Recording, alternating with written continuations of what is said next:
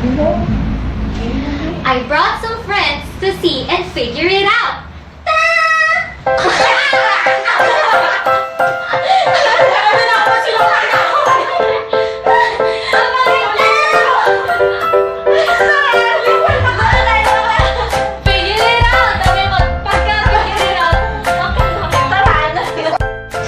Are you ready for an experiment? If you're ready, then let's get started. Have you ever tossed a stick on the pond? Or maybe you like to bring budget toys into the tub? Either way, you probably found that no object at the same when they're in the water.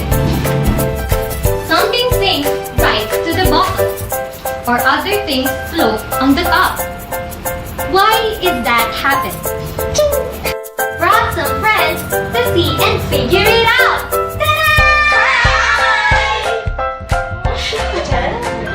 Hi everyone! My name is Maricar Corcuera. And my name is Ericka F. I'm Louise Garcia. My name is Kressa F. CUYUGAN. And we are the High Five. So you could actually learn about something by seeing what it does on the water.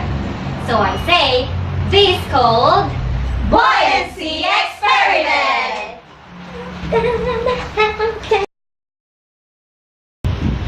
First, we need a pretty big container of water.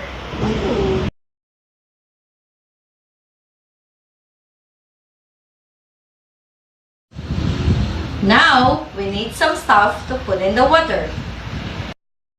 Let's see what we found. I found a stick and a styro. Wow.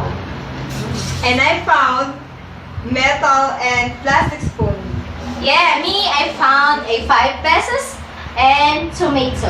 And I also found a calamansi. Wow! Wow! Calamansi! Good job, guys. Now, before we get started, let's take a closer look at what we will test. All of these things are made of different materials, like metal, plastic, wood. Others are veggies. Some of them are pretty small, and some are a little bigger.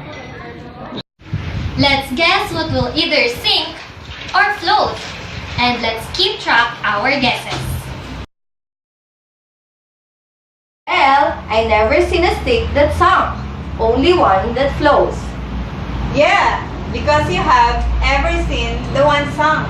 Yeah, because all of the sticks float well. Okay then. What do you think? Float! Float! Float! Float! Let's find out. Oh! It floats. Yes! And correct. Therefore, the wood is float. Check. Ting! How about this metal spoon? What do you think? Will it float or will it sink? Sink! Why sink? Because it's metal. And because it's heavy. It's heavy. How about you? It will sink. Because I never seen a spoon that floats. Let's find out. Oh, The metal spoon sunk. Uy!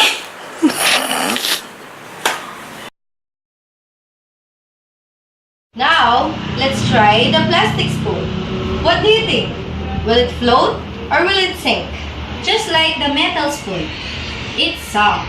So I think it will sink. That plastic spoon. I'm wrong? Yes, you're wrong. Oh my god. So, the plastic spoon float. Check.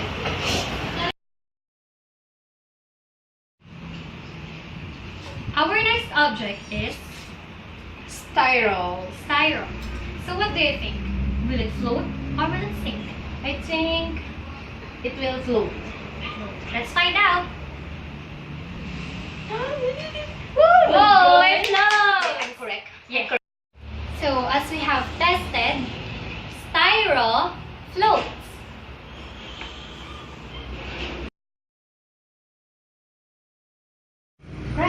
have a 5 peso coin? Yes, I have here a 5 peso coin. Oh, so let's find out if it will sink or float.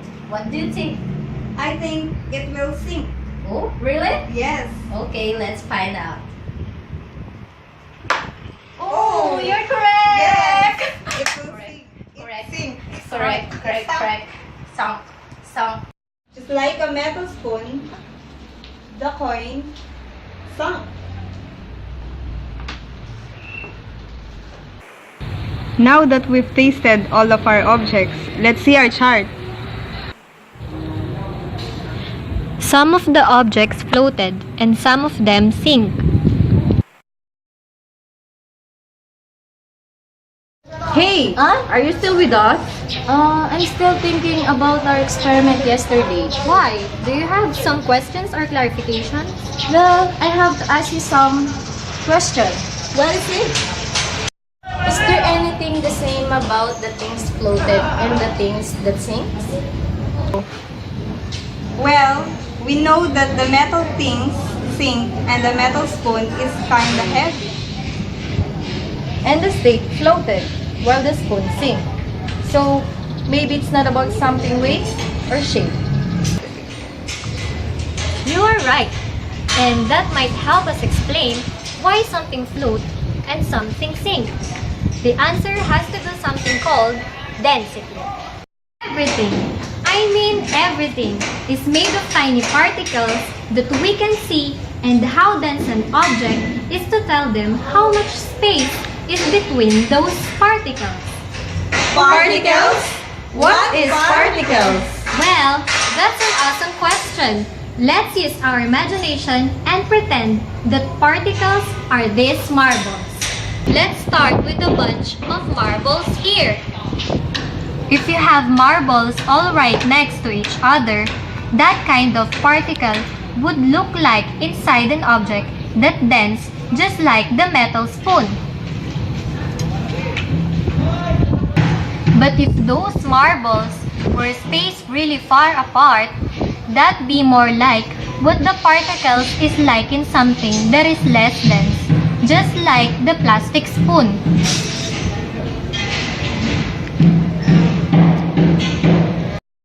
The plastic spoon is less dense than the metal spoon.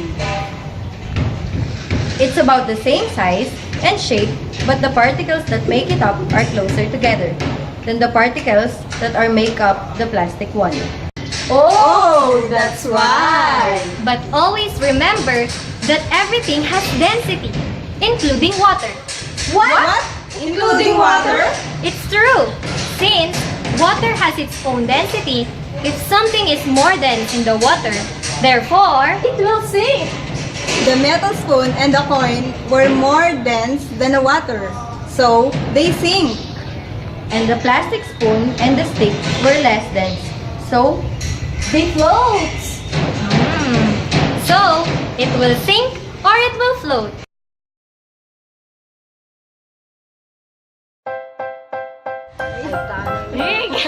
Okay, video.